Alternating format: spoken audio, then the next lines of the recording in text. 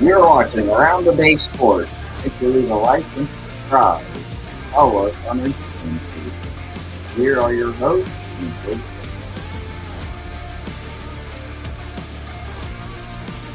I'm Drew. I'm Jack.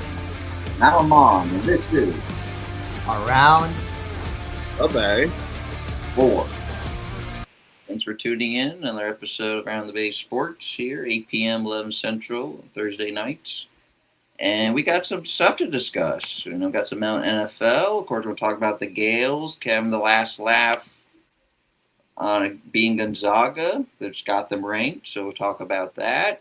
And, of course, a passing in the NCAA world of great coaches. And, of course, the game we like to call Ball Don't Lie. Let's get to it, folks.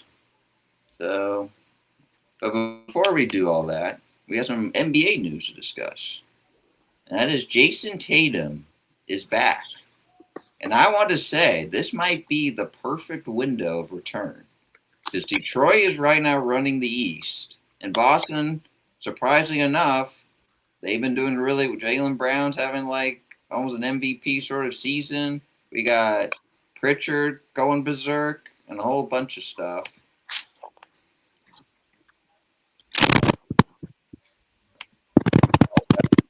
We're good. Okay, but yeah, let's talk about it. Tatum is back. What's your quick thoughts? Man, I mean, it's kind of interesting to see him because usually rupture Achilles injury takes a year or more to fully recover from that. For him, just recovering for less than 10 months, which is pretty insane. Oh, actually, sorry, Drew. One more thing. 2 things. So, in case you didn't see, Jesse's not here. School has kept him busy. We'll have to see him soon. And I guess since that, we feel like it's best to do the game with him, so we will not be doing the game Ball Don't Lie. We'll just keep it as our topics. We'll do it for next week. We'll save it for next week or save it when Jesse when he's back. Yep. So continue on, Drew.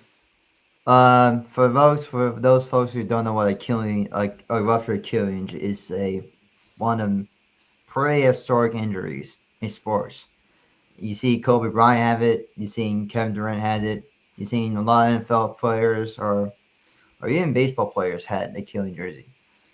It hurts.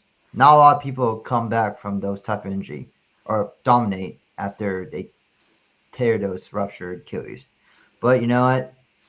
They don't come back the same. But Tatum, luckily he got his 12 hours after he got the surgery after the game. So 12 hours after he ruptured it. So, but it's also, I mean, it's, like I said, it's surprising that he's coming back tomorrow. So we'll see about that. Even though the Celtics are doing well as of right now, and like Amon said, Jaylen Brown is having an MVP year. So I mean, but I've seen some people are also saying it's risky and stuff, but he's doing what is best for him. But it is good to see him back. But that's my thoughts about it. Jack, what do you think? Well, I think this is a very interesting move, and if I were a Celtics fan, I would be kind of troubled by this situation because right now the Celtics, you're having an incredible year, surprisingly, without Jason Tatum, and now that he's been out since I believe May of last year. May. I don't know if it's a good idea personally. I would keep him out until the playoffs begin. So then that way he'd be more recovered, he'd be better, and he'd be coming around just around the playoff time. It would just be best for them. But this is to me, it's a pretty questionable move. He wasn't supposed to even play this season. He wasn't supposed to play until next season, actually. So I personally am wow, that was very surprising. But At the same time, I know Jason Tatum he's a very competitive player, and I know he doesn't just want to like just sit out an entire year and just do absolutely nothing. So I think I think it's good for Tatum, but for him personally, it's kind of tough to judge because it's an Achilles injury. An Achilles injury is always sometimes that can end people's careers. Sometimes you don't play for a while. Yeah, I mean it. I just feel like I don't know. We'll see what happens, but I just feel like the NBA season's coming to an end, and the way Boston is, it's like you have Tatum. I don't know. You might not be too active, but knowing him and seeing how he's been through this NBA career so far, it's like this is just the perfect window of opportunity for Boston to try to get on top of the East. And now to our subjects of hand. We're going to talk about a certain coach. And in case you don't know the name, Lou Holtz. And as if you're a Notre Dame fan, you know him really well. If you're a hardcore college football fan through the years, you know that name. So unfortunately, he passed away today.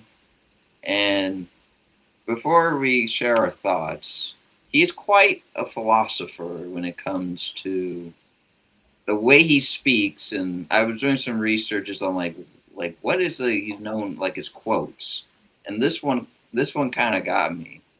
He said that life is 10% what happens to you, and the 90% is how you respond to it. So just hearing that alone just makes it just feel like you know who he was. And I got some knowledge that with the time he coached Notre Dame, it was a time when Notre Dame was that team you don't really expect to win it all. Because it was in that team, it was like Florida State, Nebraska. If you guys can help me out, if you know, just if you have some thoughts. But like there were teams, at least those two, that were like the dominants. And in that year, as you know, this is the first time Notre Dame has won a national title. Correct me if I'm wrong, though. The first time? Well, that was the last time. That was the last time. It was before, like, many, many years ago, they won, like, a bunch of championships. Okay, so this is the last time. The last time, yeah. Last time 1988. It pretty much was big about that year is, of course. Yeah, that was the Catholics Convicts game.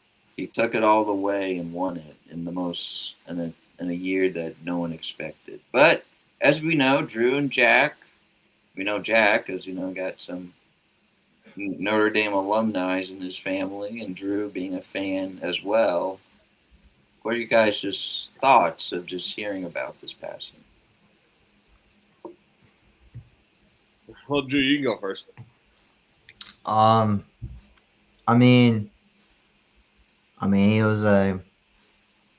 he's an icon. I mean, he's the one who brought us the last championship to Notre Dame, and even though he may coach us for 10 years or something, but he taught players outside of football being a better person in the classroom, and I think it's just, he shows he did what college football is supposed to be, which is chaos and stuff, but he did it in an unexpected way, and that's one thing that I appreciate him. And then he did what did best for him. But us college football fans appreciate him for coaching for a long time. So yeah, I'll appreciate him. And people watching, if you were around the time when Lou Holtz was coaching, share your memories. Yeah, share your thoughts about it. You heard on the radio, thoughts in general. Well, we obviously went around during the Notre Dame Catholics Convicts game in 1988, but that game is very special for Notre Dame fans because that was not only the last time they won a championship, but just the last time that Lou Holtz was. I don't want to say it was the last time he coached, but he was considered one of the best coaches in Notre Dame history, if not the best.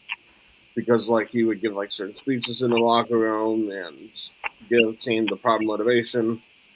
like during the time there was before the Catholics Convicts game, there was like a big fight between the teams, and it lasted for a while.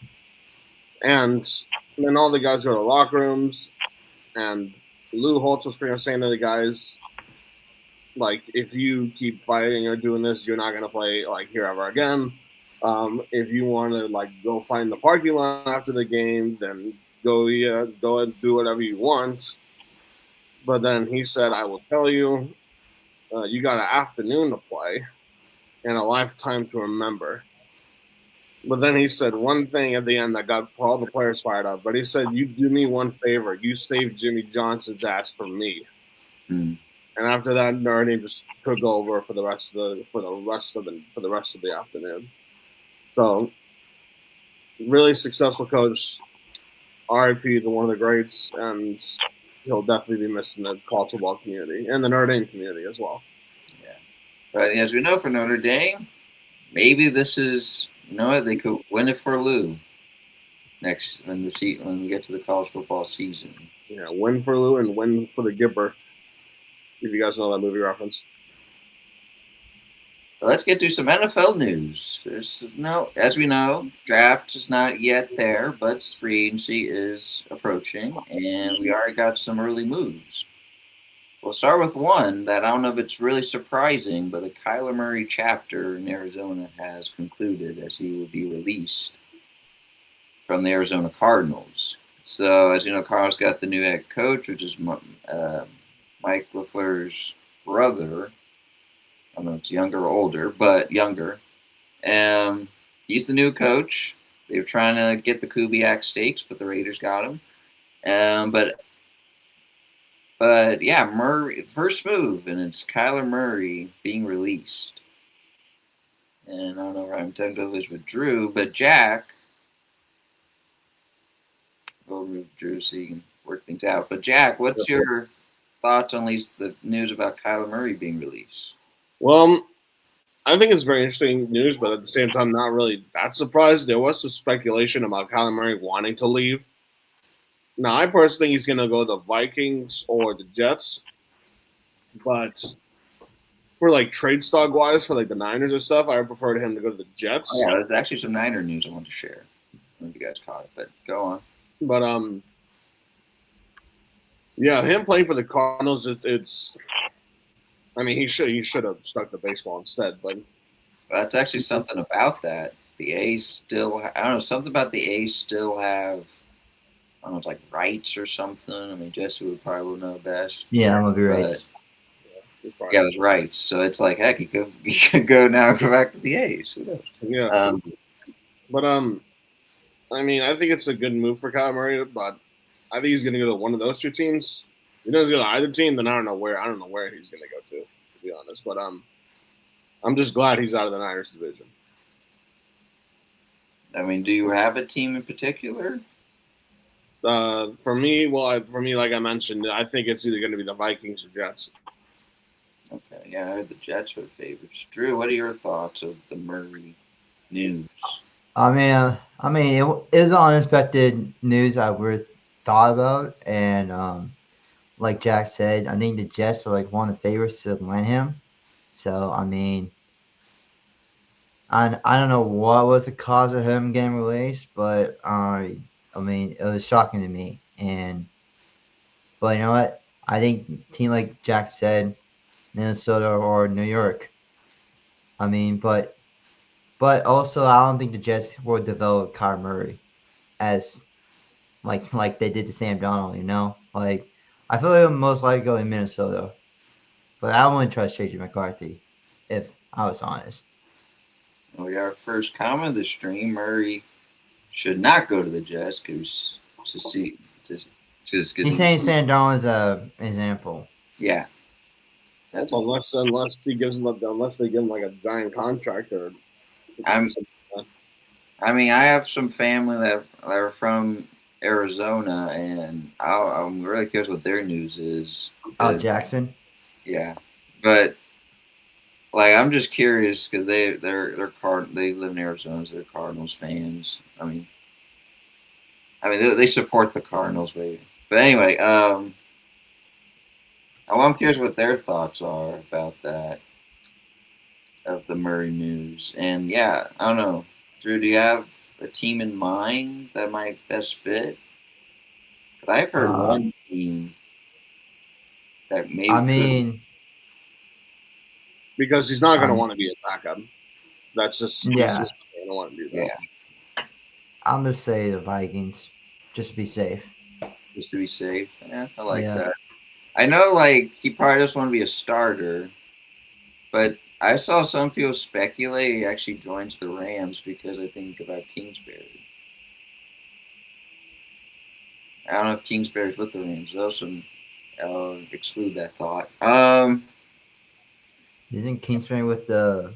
Is it? No, never mind. Is he with? I'm thinking about the other dude.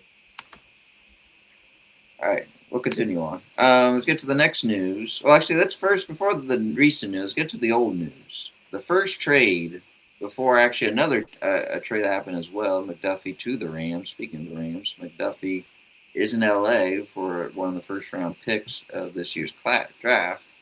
But let's go with the most oldest one, and that is Montgomery. Oh, Miami? Oh, I didn't thought about Dolphins. The Dolphins. You know what? Miami's going to be kind of a mess. Like they might like Tyreek Hill might go. Well, I mean, it's like I don't know what they're going to do to. It is a bit of a mess, but that might be a good like reset for Murray. Perhaps. Yeah. But yeah, so the Lions splitting Sonic and Knuckles in Detroit as Knuckles, Dave Montgomery, going to Houston.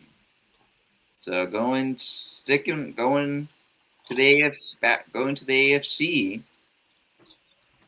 So I feel like that was a pretty big trade. I wasn't sure because the combo between Montgomery and what's the RB1? Jahmyr Gibbs.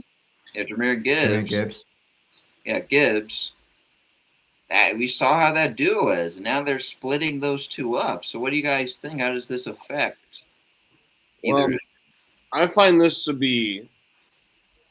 I'm not sure. Like, I'm not sure if Montgomery wanted to leave the Lions. I mean, personally, I wouldn't have wanted to go, but this does make the Texans a lot better for a running back because they just kept having a bunch of guys. They're like rookies or some unknown running backs, and like Nick Chubb, like he was out for most of the year, and he's not the guy he used to be. Now that the Texans have a really good running back, now this makes them. I wouldn't. It's kind of saying almost like definitely a playoff contender, but I don't know about a title contender. Yeah, your defense, because like the only flaw to me on that team is C.J. Stroud. Yeah, but their defense. I've always said their defense is one of the best in the NFL. Mm-hmm. They got a great coach. This is their quarterback. I kind of question. Like, what? It's the thing of Joe. Joe Mixon. Gotta be like he really that injury he took pretty much took out the rest of the season. So I don't know what. Hopefully he could play through another year because for him, I don't know what his thoughts are. Just like, would he retire? Would he just be a backup, kind of like how Nick Chubb is in Cleveland, sort of scenario? He might request the trade depending on his contract. Yeah, but yeah, I mean, this is a good trade though. For the Texans, good, definitely a good upgrade. But Drew, what's your thoughts?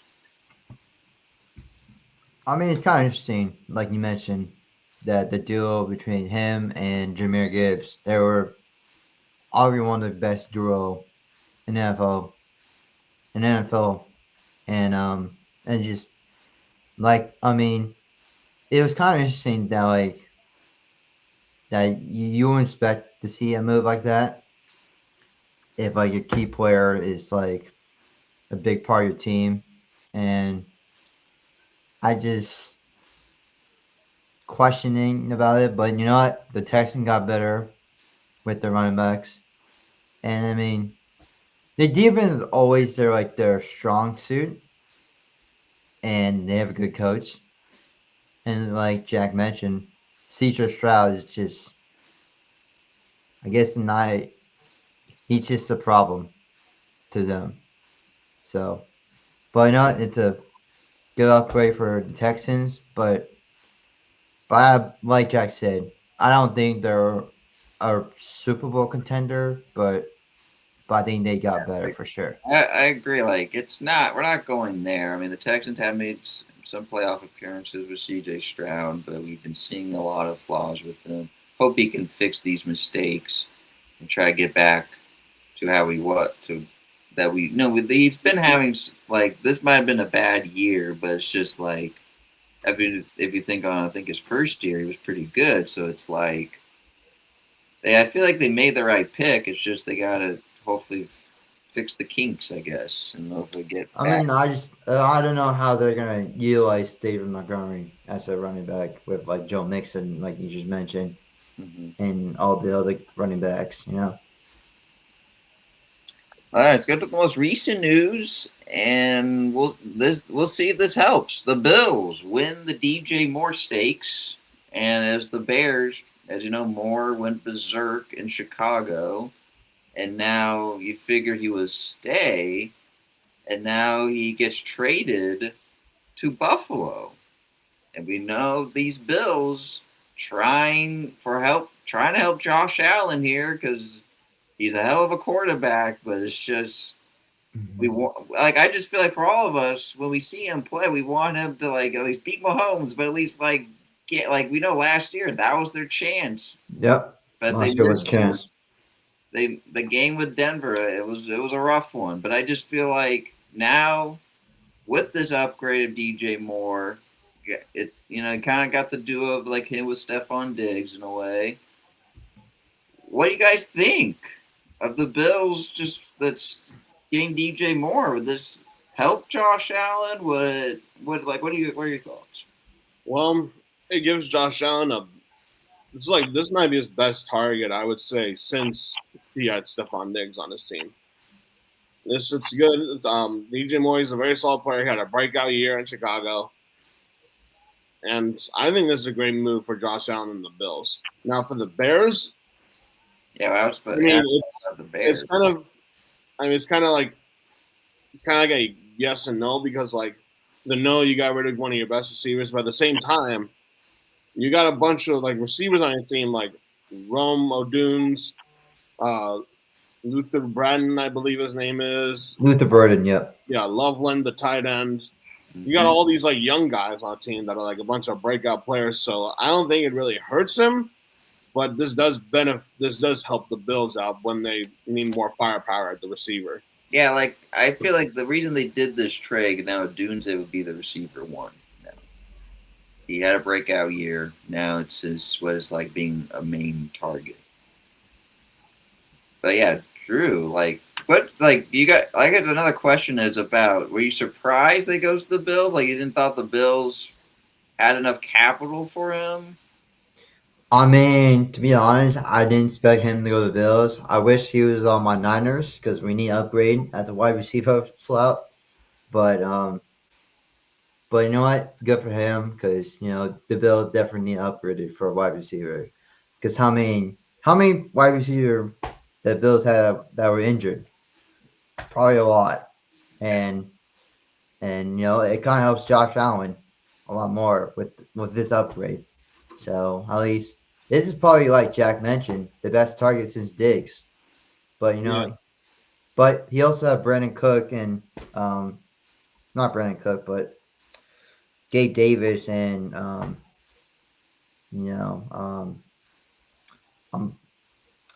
I forget that Beasley his first name, but he had him too.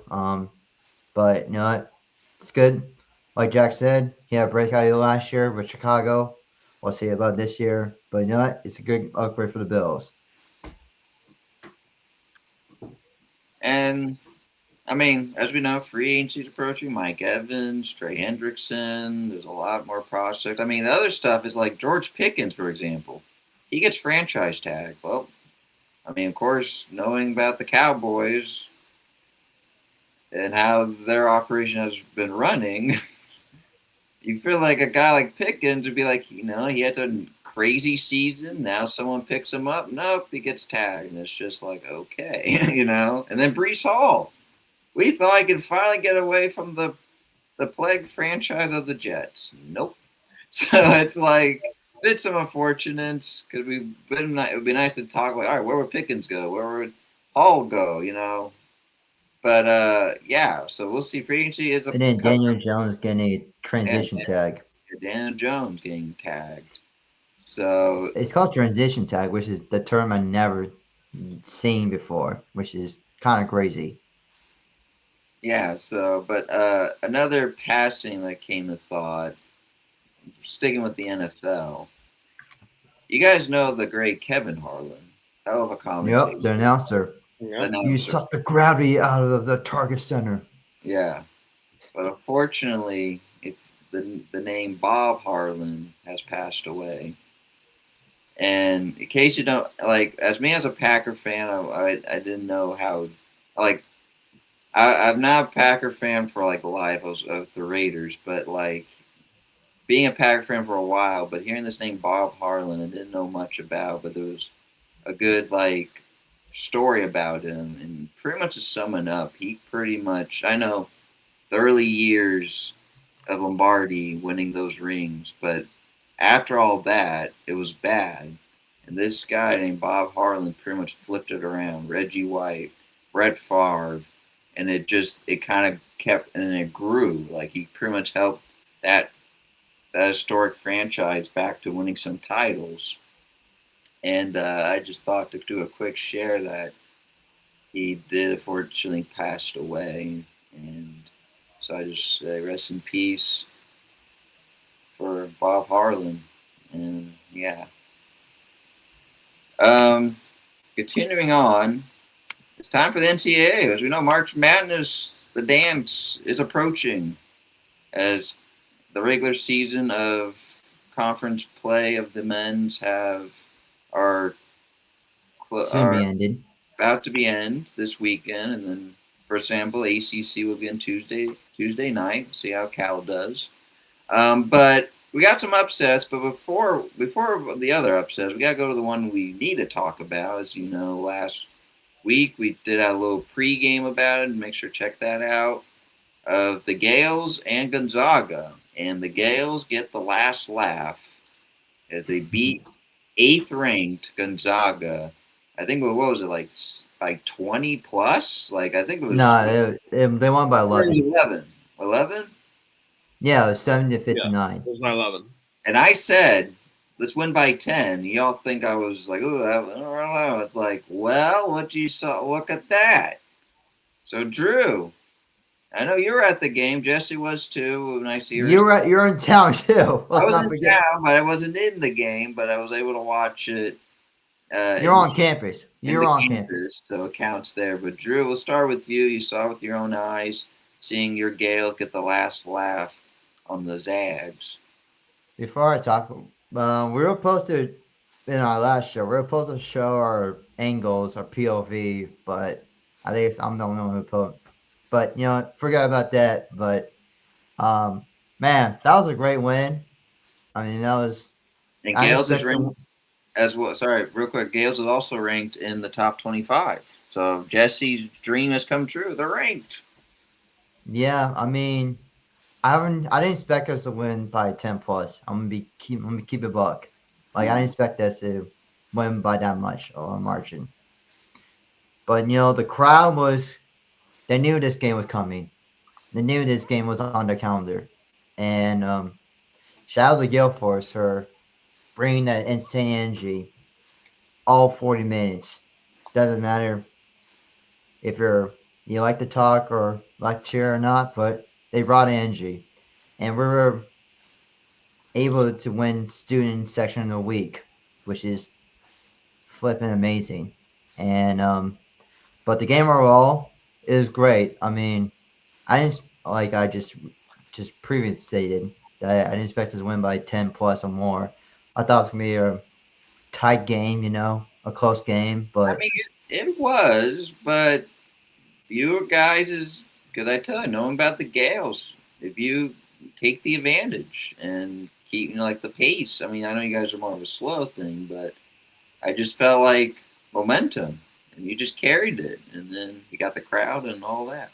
I mean, Michael Lewis, clap it up for Mikey Lewis. I mean, Mikey, he had 31 against Gonzaga, which is his career high.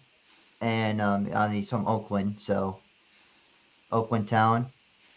I mean, and then we also tied with Gonzaga for winning the conference. So that's why it was a big game for us, because we needed a win to tie with Gonzaga. And yeah, I mean, it wasn't just Mikey. The whole team stepped up, like from Hollis and Andrew rebounding, Harry with the defense on EK in the second half, and Josh hitting some clutch threes, and shout out to the other thing dude, Uzanis hitting those clutch threes in the first half. Honestly, without those threes, we wouldn't be in the game. I'm gonna keep it bug. We wouldn't stay in the flow of the game without those threes by him. Honestly, the best policy. Yeah, Jesse was hard on that Montes kid. Yeah, so but you know what? It was great to see, and like I said, I called Jack. I mean, I'm not. I saw him on, and then he called Jack, and then I was able to tell Jack, and then I was able to see the celebration of them cutting nets. So Okay, that was great to see. But that's cool. But we got to focus on Vegas. So we still got a lot of basketball to play. So a lot of basketball through, but just saying that as the finale of as West Coast opponent, is Gonzaga's going to run away to the Pac-12, as we think, as we say. But Jack, I know you and I, we talked a bit, and you're more of the analytics of basketball. So what's your thoughts? What's your analytics tell you? Yeah, I mean, like in the first half, it was very tough to call about how this game was going to finish, because there's still like a whole nother half to go. But I mean, all in all, St. Mary's only up by like 6 at halftime, so it was kind of a mixy game. St. Mary's was struggling to shoot. Same with the same time with Gonzaga, they were also struggling. And I mean, this is a big win for St. Mary's. Now that they're ranked to number 21 in the country, that's a big deal, going from unranked to ranked. I mean, I've watched like some St. Mary's games, but this is definitely the best one I've watched. And winning 70-59 is just incredible, especially in your house. And I mean, with this Mikey Lewis guy, straight out of Oaktown, shooting 7 of 13 from threes, that's crazy. But my issue resides with my issue lies on Dylan Shaw, because in 36 minutes he had 0 points. 36 minutes, 0 points. If he had even at least scored like 10, you'd be looking at a 20-point loss from this game instead of like an 11-point loss. You'd be looking at a 20-point victory instead of an 11-point victory. And I mean, he did have 10 rebounds, which is the most rebounds in the game, which is pretty nice. But you got to score, and I'm surprised they did not put Montas in literally the entire second half. They only played him 10 minutes, and he shot 4 of 6 from 3. If he didn't score those 12 points, I mean, St. Mary's like, I don't even know if they win this game. Like, I mean, you subtracted, they only win by like 1 point, but otherwise, well, actually, no, they lose. Well, they lose by 1. We lose by 1. Sorry. Yeah, they lose by 1 point. So him scoring this was very key. They should have played him more, but you just knew that they were going to go all starters in for the entire second half. So it's good for St. Mary's. They shot, I mean, also the other thing is Gonzaga shot terribly with a 3-pointer, 5 of 17. Meanwhile, Gonzaga shooting 16 of 33, shooting a 48%. So St. Mary's got it done. They were the much better team in this in every single statistic possible. And, yeah, good for St. Mary's. I mean, I was sitting in the patio, and I'm just like Jesse, being a student, he was thinking smart. He got like literally in the right in front of line, And I was with Drew and Luke. Hope you Mhm. enjoyed the game. If you're watching, share your Yep. thoughts. He was also with me. Yep. The crowd, though, like I don't know if like as I remember in our last stream of the pregame, I think Jack shared this thought, or Jesse was saying about like literally this matchup is kind of like was like Michigan Ohio State in a smaller way, or like West UNC Coast. The West Coast. West Coast sort of thing, because the crowd. I had to take a photo just to save it, but like the crowd was like going almost right down the block. Like it could have kept going and going. Like so many people that got these tickets to see this great matchup between these two, like as we know, great coaches and such. And the one highlight was so a team bus pulls up and all we hear is I just saw was booing and hear Gonzaga, and it was just the staff members. I thought it was like the team. I'm like, oh, that will make sense. The team's already inside, but like it seemed like other like staff members popped up and just hear all this booing and just like, man, loved it. Anyway, I just thought to share that. But yeah, I mean, y'all. I mean, the star player for Gonzaga, we're talking a lot more Gonzaga than the Gales, but it just felt like the Gonzaga number 8 in the nation, they really got beat up because the second half was bad because the Gales did contain, at least targeted their best center we were talking about. I mean, he got like close to 20 points, but he was getting foul trouble real quick, like maybe like midway through or at least near the end. It was just like he was getting fouled and fouled. Like that was it because he was out and then Gales just took that advantage and just completely closed them. And Gonzaga couldn't really get a lot of shot. There was like a lid on that lid for some reason. Couldn't make any buckets.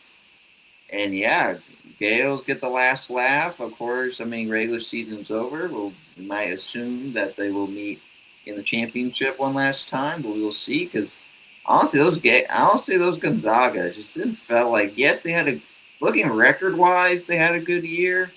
But honestly, they could have a lot more losses. I mean, not like drastically, but like more than they have. They had. 'Cause there were some teams they have to somehow escape. So anyway, that's the thoughts about the Gales. But on to the NCAA at hand. Like tonight, Michigan escaped Iowa. As you know, that would have been a sad. Probably a disaster. How about If y'all disaster? lost. Michigan losing to Iowa, but there were some other matches throughout the week. Let's go with one that started at 8 p.m. if people were watching, and that's UCLA winning by 20 over Nebraska. Nebraska was ranked 9th in the nation. I don't know if you guys saw that. Any thoughts on that real quick? Which game? UCLA being Nebraska. I was- don't think I watched that, to be honest. Drew? I saw the highlights. It's like, wow. But how did the game end up? Well, UCLA won by 20. Yeah, you should have won by 20. 72-52. Hard to think Nebraska was undefeated at one point. I know. That's crazy. Other That is upset, one upset we could share that happened recently is Texas Tech having this like monstrous ending, beating Arizona. I mean, this Texas Tech team is something to watch during March Madness. But unfortunately, they lose at home to TCU by I think 8 or 10 points. Yeah, and then they beat Iowa State at Iowa State. And they beat Iowa State. Trying to think of any other possible upsets we wanted to share. I mean, It's also, I noticed that Miami, Ohio is also still undefeated. Okay, let's talk about that. So let's talk about that. Good, yeah. good Jared. point. You Good point. brought that up. So in case you guys know, Arizona, fortunately, no undefeated season. The one team left, the Red Hawks of Miami, Ohio, and though they've been barely escaping, there were 2 close games, but they won. But here's what everyone's talking about. So apparently it's about the automatic bid. You figured if you're having an undefeated season, like in a video game, the video game algorithm will just tell you, oh, you're just going to be the number 1 seed, or like you're in already, in like certain sports games. But in the real world, for some reason, the question is, if they win the MAC, is it an automatic bid? Because according to like Analytic World, I think I saw like a 30% chance, win it or not, right? Something like that. They have to win it. They have to win it to be in the March Madness. Yeah, they have to automatically bid. They have to win the MAC. Like, they have to win the MAC to be in it. They have to win the MAC just to be an automatic bid. Well, you feel like, wait, right now they're projected around the 11th seed at the moment, but a team that's undefeated feels like, I mean, like, sure, winning, like, just a team, if you're going undefeated, you got to win your conference championship. What's the point of that undefeated season? Because then it'll just be drastically if you lose in that. But I like that whole speculation and talk. And then another thing, just involving March Madness. Do you guys think Cinderellas are dead now? No, they come every now and then. No, I think there'll be some Cinderella this year for sure. Yeah, there's always going to be one school that'll do something crazy. So there's always something like Miami, Ohio might be one of those Cinderella teams. Maybe St. Louis. I heard St. Louis. But people have like some expectations because they're undefeated. So people may think differently for them. Okay, I just thought to share that. But good. Oh yeah, Jack, thanks for sharing about Miami, Ohio. People think why Miami, Ohio has to win the MAC because their strength schedule outside of non-conference is weak. That's the only reason why they're talking about it. Yeah, but they're still like undefeated though. No, they're saying like the strength schedule is weak. Yeah, I know, but I'm saying to them though, like being undefeated, it's not easy. Like I've played basketball for many years. I've only gone undefeated like twice. Many years ago when I was in my church basketball league and my last year in high school. Being undefeated is not easy. It's a very, very difficult task. People think it's like even if it's like a weak schedule, whatever. I mean, there's still teams that make it competitive. Don't like this. It's not always a cakewalk. People just need to say like, yeah, we get a schedule, but they're still pulling it off even in close games. Yeah, like that's what I was saying. Like you figure in a video game when you go undefeated, it works, but somehow in the real world, there's something about your schedule and all that baloney. But moving on to our last subject to throw in there. Going back to baseball, as we're on the MLB season's also approaching, and one thing to keep us busy for us baseball fans is the World Baseball Classics. As that kicked off last night at 7 p.m. here. It was in Tokyo, and that was China Taipei facing Australia, and Australia winning it 3-0. But what do you guys? I don't know if you guys saw any matches. I know it's pretty early, but like, what's your thoughts? Because we got USA coming up tomorrow, 5 p.m. to kick off their pool against Brazil. Yeah, I mean Australia winning that game against I think it's Taipei. I don't know. Yeah, Taipei. Yeah. But I mean the Australians winning that first game. It's not really surprising, and now that they're winning right now against Czechia 3-1. The thing is, though, Czechia also played today. I don't know if they have like a. Yeah, they're having their two matches tonight. They played early this morning, and they're playing right now against Australia. Yeah, and they got their ass beat against Korea, and now they're losing to Australia. Yeah, like I don't know why they're already ahead of Australia pretty much. And then tomorrow's like all the other games, all the group plays and stuff. Yeah, I mean, we'll definitely just want to throw it in there since it's kicking off, and we'll talk about it more as it continues and see how our good old US of A will do in this play. But without further ado, though, that will conclude our episode. Staying with us, we'll see you